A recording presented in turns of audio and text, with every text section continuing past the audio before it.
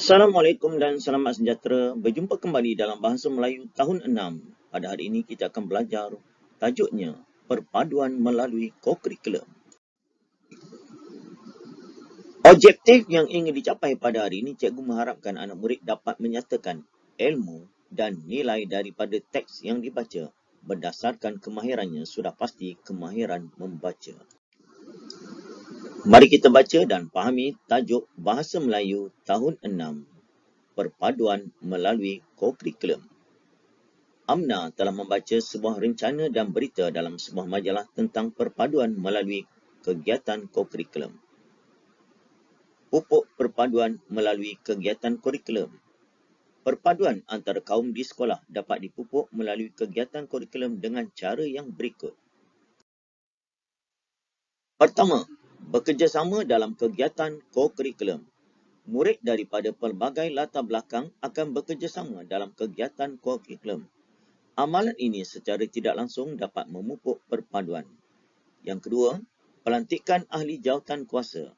Pemilihan ahli jawatan kuasa kelab, persatuan dan unit beruniform hendaklah melibatkan semua kaum. Oleh itu, murid daripada pelbagai kaum dapat berpadu tenaga merancang kegiatan kokurikulum.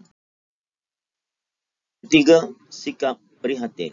Semasa merancang kegiatan kokurikulum, ahli jawatan kuasa perlu peka akan sensitiviti kaum lain. Sebagai contoh, juadah yang dihidangkan dalam acara jamuan mestilah boleh dimakan oleh semua ahli. Dan yang keempat, kegiatan dengan sekolah lain. Pihak sekolah boleh mengadakan kegiatan kokurikulum yang melibatkan murid pelbagai kaum dari sekolah lain. Kegiatan ini dapat memperkukuh perpaduan dalam kalangan murid. Seterusnya, Amna membaca berita Borneo. Tajuknya, Menyemai Semangat Perpaduan Melalui Perkemahan. Kudat, 26 Jun. Usaha menyatu padukan masyarakat pelbagai kaum, budaya dan agama di Malaysia tidak mudah dicapai dalam masa yang singkat. Sebaliknya, hasrat ini memerlukan proses yang panjang dan berterusan. Menurut Encik Syarani bin Mahmud, Guru Besar Sekolah Kebangsaan Bitarajaya. Menurut beliau, Sabah menunjukkan contoh semangat perpaduan melalui 32 suku kaumnya. Dalam hal ini, rakyat Sabah menerima dan menghargai kepelbagaian yang wujud. Seterusnya, rakyat Sabah menjadikannya sebagai asas bagi menjanakan kekuatan dan kepentingan bersama. Hidup harmoni, muhibah dan toleransi dalam suasana perpaduan tidak akan membuatkan kita kehilangan identiti. Perpaduan memerlukan keikhlasan untuk kita menikmati pembangunan tanpa rasa syak wak sangka, tambah beliau lagi. Beliau berkata demikian dalam ucapan perasmian program perkemahan perdana unit beruniform Sekolah Kebangsaan Bitarajaya. Perkemahan yang melibatkan pelbagai kaum itu diadakan selama 3 hari 2 malam di Kem Semangat Wajah. Antara kegiatan dalam perkemahan tersebut termasuklah merentas hutan, turun cenurang, luncur keluang dan kembara berpandu arah. Kegiatan ini bermatlamat untuk menerapkan keyakinan, semangat sepasukan dan sikap kerjasama. Cikgu harap anak murid telah pun bersedia untuk menjawab latihan pada hari ini.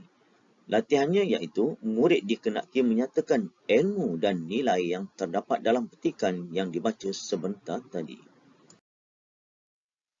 Mari kita bincang apakah jawapan yang sesuai bagi latihan pada hari ini. Pertama, yang berkaitan dengan ilmu yang terdapat dalam petikan itu. Antaranya, ahli jawatan kuasa kelab, persatuan dan unit beruniform dilantik melalui pemilihan jawatan yang tertinggi pengerusi, naib pengerusi, setiausaha bendahari, AJK ataupun ahli jawatan kuasa dan seterusnya akhir sekali ahlilah. Yang kedua, terdapat makanan yang tidak boleh dimakan oleh seseorang mengikut ajaran agama yang dianutinya. Jadi kita kena sensitif. Contohnya orang Islam tidak boleh makan babi dan sebagainya. Yang ketiga, usaha untuk menyatukan pelbagai etnik, budaya dan agama bukan usaha yang mudah. Jadi kita kena saling menghormati antara satu sama lain tanpa mengira bangsa ataupun agama anutan kaum masing-masing. Seterusnya, terdapat 32 suku kaum yang berbeza di Sabah. Ramai tu. Beza sangat tu. 32 suku kaum. Itu baru di Sabah, belum lagi di Malaysia. Berikutnya, antara kegiatan yang boleh dijalankan semasa perkemahan termasuklah merentas hutan, turun cenderam, luncur ke luang dan kembara berpandukan arah. Banyak aktiviti yang berfaedah yang boleh disertai oleh semua ahli.